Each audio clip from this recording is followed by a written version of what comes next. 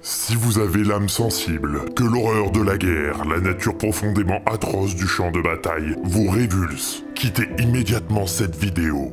Nous allons parler aujourd'hui d'un soldat. Si celui-ci est semblable à tant d'hommes engagés à cette époque dans l'armée, celui-ci va établir une justice, des horreurs pour se sauver. Pas que pour son corps, mais bien son âme. Souvent mentionnée, souvent représentée, finalement peu connaissent ses origines, et celle-ci baigne dans le sang et la cervelle d'un passé horrible. Dans ce conte acclamé, révèle l'histoire inédite des horreurs que Frank Castle, l'homme derrière le Punisher, a dû affronter pour rentrer vivant de la guerre du Vietnam, alors qu'il était capitaine. Se terminant par une tournure choquante qui changera à jamais la façon dont nous voyons le justicier le plus célèbre de Marvel Comics.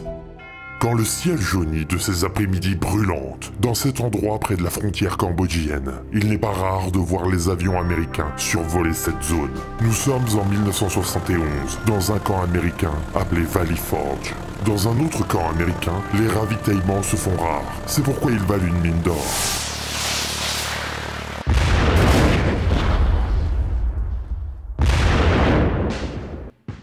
Je m'appelle Stevie Goodwin et je ne suis plus qu'à 39 jours, 6 heures et 30 minutes de mon retour au pays. Je ne vais pas mourir ici, oh putain que non. Dès que je suis chez moi, je coucherai avec toutes les femmes possibles et je me marierai avec la plus belle d'entre elles. Je ferai des enfants et j'oublierai ce trou merdique où l'humidité et ces putains de moustiques me brûlent la peau jour après jour. Mon passeport pour sortir d'ici, c'est l'officier Frank Castle. En réalité, ni moi ni les autres gars savons grand chose sur lui. Juste que c'est sa 3e tournée au Vietnam, que personne n'est mort sous son commandement, que beaucoup d'histoires sombres circulent sur lui. En tout cas, ce que je suis sûr, c'est que Frank Castle est la raison pour laquelle j'ai survécu ici. Son dévouement pour la justice et pour ses hommes est total. C'est un amoureux de la guerre, pas comme moi, qui ait peur à chaque instant.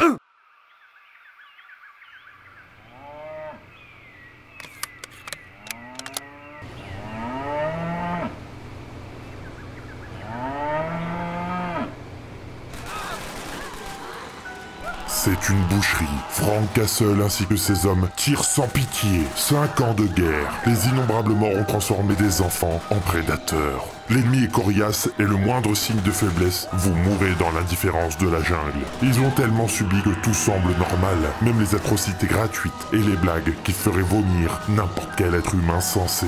Stevie Goodwin regarde impuissant les horreurs commises en se disant qu'il n'a jamais été aussi proche de rentrer chez lui. Il se dit qu'il laissera tout ça derrière lui et qu'il ne racontera jamais à quiconque ce qui s'est passé ici. De son côté, Frank Castle donne son rapport au supérieur de la base. Encore un succès, aucun mort dans sa section et une quantité impressionnante de munitions récupérées. Mais un chef de campement plus intéressé par le nombre de verres d'alcool qu'il peut boire en une journée n'a que faire des exploits militaires d'un Frank Castle déterminé. Le général va venir inspecter le campement et ce chef préfère envoyer Frank Castle s'en occuper en prétextant avoir des maladies.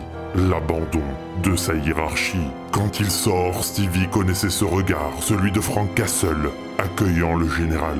Celui-ci est extrêmement en colère. Ce camp est une honte. Les soldats sont des déchets. Comment osent-ils se reposer? Comment osent-ils ne pas entretenir leurs armes? Il l'affirme haut et clair, il va fermer ce camp. Une honte pour l'armée américaine. Frank essaye de lui expliquer qu'ils n'ont eu aucune aide, aucun ravitaillement, que les hommes sont usés et fatigués, tout comme les armes qu'ils utilisent. Mais en retour, le capitaine Castle n'aura que du mépris. Écoute-moi bien, capitaine. Putain, je sais même pas ton nom à toi. Et j'en ai rien à foutre. Je vais fermer ce camp. La guerre bientôt terminée. Tu vas rentrer chez toi et je vais me faire un plaisir de te virer de l'armée. Général et son grade, mais traître et sa fonction. Toujours le même regard de Frank, qui veut montrer une dernière chose au général avant son départ. C'est par ici, mon général. Bouge-toi, j'ai pas que ça à faire, soldat. C'était une zone du camp, protégée par les snipers. Sait-on réellement ce qui a motivé à cet acte? Est-ce la haine envers cette hiérarchie qui, malgré leur bravoure, les laisse mourir dans cette jungle? Est-ce le fait que la guerre est bientôt terminée et à part des morts, rien n'a changé? Est-ce les images d'horreur qui s'accumulent dans sa tête? Ou alors, est-ce un peu tout cela, lorsque seul, il entend une voix mystérieuse dans sa tête, qui lui picore le cerveau, lui triture les méninges, lui demande de succomber, lui demande de lui dire enfin oui, oui, mais à quoi? Le lendemain, le soleil se lève à nouveau sur le camp de Valley Forge. Les premières lueurs mettent à jour la réalité des hommes, des soldats. L'alcool à outrance, la drogue en quantité circulent dans leurs veines pour supporter le Vietnam. C'est le cas pour le soldat Angel. Les jours passent et à chaque fois il augmente les doses. Seul Stevie Goodwin veille sur lui en le protégeant. C'est son ami. Mais même sur les camps, la drogue est une monnaie d'échange et il faut donc se méfier des soldats à qui on doit de l'argent. Les missions viennent unifier tout ça, même si les esprits commencent à sombrer dans la folie. Frank Castle donne l'air quant à lui d'être imperturbable. Goodwin compte toujours les jours, plus que 38 jours, 6 heures et 30 minutes avant de retrouver sa liberté. Autrefois bavard, la troupe avance en silence, enfermée dans les pensées. Depuis la découverte des munitions Viet Cong, Frank Castle en est convaincu. Une offensive contre le camp se prépare. Peut-être qu'il faut... C'est un piège des tireurs isolés. Il n'y avait aucune perte sous son commandement. Voilà que les têtes des frères d'armes explosent sous l'impact. Certains tentent de se défendre, d'autres sont terrorisés. Mais c'est dans ces moments que la nature profonde ressort, ainsi se saisissant de la M60.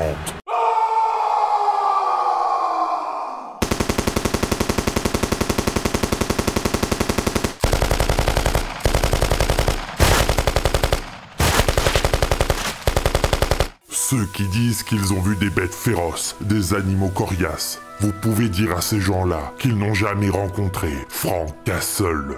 Une survivante, une prisonnière de guerre? Non. Il y a quelques minutes, ce soldat a été terrorisé. Sa peur veut donner une bonne leçon. Il s'allonge sur elle, là maintenant la tête contre le sol. Il va là. Pas de viol. On est là pour tuer les ennemis. C'est tout.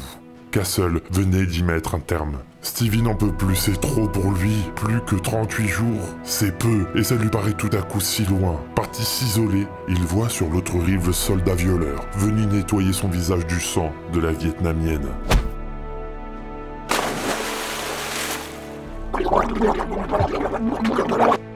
Personne n'a retrouvé le corps du soldat McDonald, et Stevie n'a jamais rien dit aux autres sur le fait qu'il ait vu Frank Castle le tuer. Je sais que tu m'as vu, Stevie, mais je devais le punir. Pourquoi tu restes silencieux? Mais il a peur, et il a surtout peur du capitaine.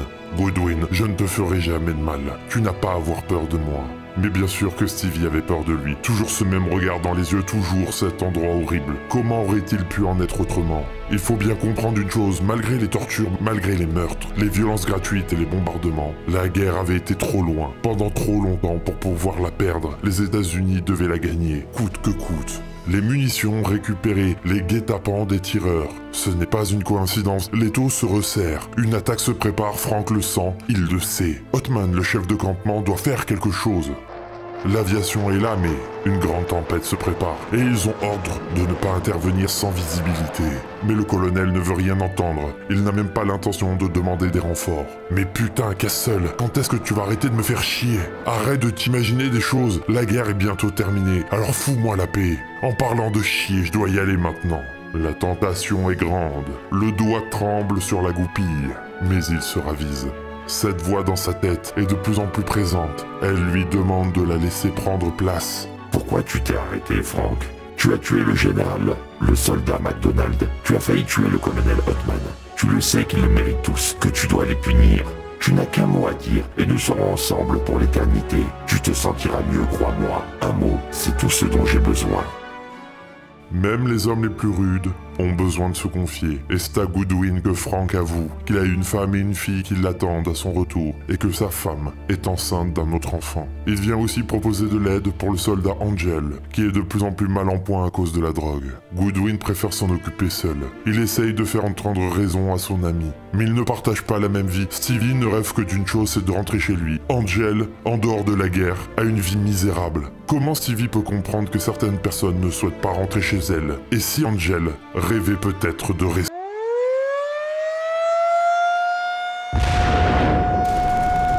Le soleil est présent malgré la pluie. Avec les flammes, des explosions, ils y voient comme en plein jour.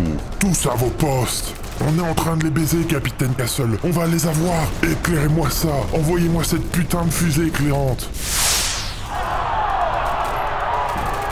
Ils sont des centaines, peut-être un millier. Le colonel Othman n'est même pas là, il ne répond même pas. Ils sont submergés, même avec toutes les munitions. Les troupes ennemies ne font qu'avancer telle une vague sur le camp. Ils doivent battre d'urgence en retraite. Goodwin supplie Angel de ne pas rester là pour l'amour de Dieu.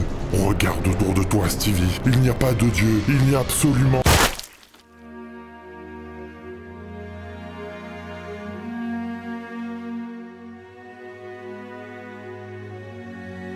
Il doit fuir.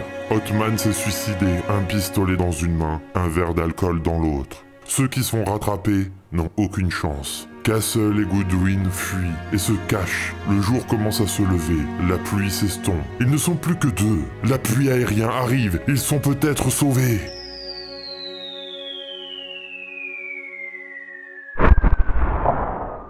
Goodwin lance le fumigène. Ils sont en train de nous bombarder. Stevie! Une sensation chaude s'empare de Stevie. Elle brûle de la tête aux pieds. Elle est finalement agréable. Que lui arrive-t-il? Il ne lui est resté pourtant que 36 jours, 6 heures et 30 minutes. Il est maintenant seul. Ce n'est plus un champ de bataille mais une boucherie. Quand soudain, dans sa tête... Tu as été touché 4 fois, Frank. Je sais que tu le veux. Que veux-tu faire d'autre? Je peux te le donner, Frank. Tu le sais, il y aura un prix à payer. Rien n'est gratuit. Mais dis non et tu seras une victime. Un soldat mort de plus au combat dans cet enfer. Ou dis-moi oui et je te donnerai tout ce que tu as toujours souhaité. Dis-le, Frank. Dis-le. Dis-le. Oui. Les renforts arrivent, enfin après le carnage, entre deux nuages de fumée, une silhouette se dessine. Et tu vas bien? Ça va? Plus le soldat s'approche, plus il aperçoit les détails. Un humain ou un zombie, mais en tout cas, il était bien vivant. En quelque sorte, Stevie Goodwin a pu rentrer chez lui, même si son corps restera là-bas, pour l'éternité. C'est un Frank Castle beaucoup moins impassible, qui retourne sur le sol américain retrouvant sa femme, sa fille et son nouveau fils. Il leur jure de ne plus revivre cet enfer, mais la voix dans sa tête fait son retour. Profite, Frank. Profite de ces moments, ils sont précieux. Mais n'oublie pas, tu as accepté mon offre. Il y aura un prix à payer. Garde bien ça dans un coin de ta tête. Ainsi, sentant un malheur futur immense, Frank Castle prend dans ses bras de toutes ses forces les amours qui le raccrochent à la vie. Bien qu'il y ait eu des origines diverses du Punisher, celles-ci sont intéressantes dans le fait de nous présenter la naissance d'un homme froid, violent, justifié par des horreurs passées. Mais quelle est cette voix dans sa tête? Est-ce un démon? Est-ce sa violence ou la culpabilité qui lui parle en lui? Chacun est libre de faire sa propre analyse et de comprendre qu'a pu sauver Frank Castle de cette guerre au Vietnam. Je vous propose de me donner vos théories dans les commentaires. Si cette vidéo vous a plu, n'hésitez pas à l'aimer et à la partager. Vous pouvez aussi vous abonner. Chaque abonnement efface les mauvais souvenirs et guérit l'esprit de Frank Castle.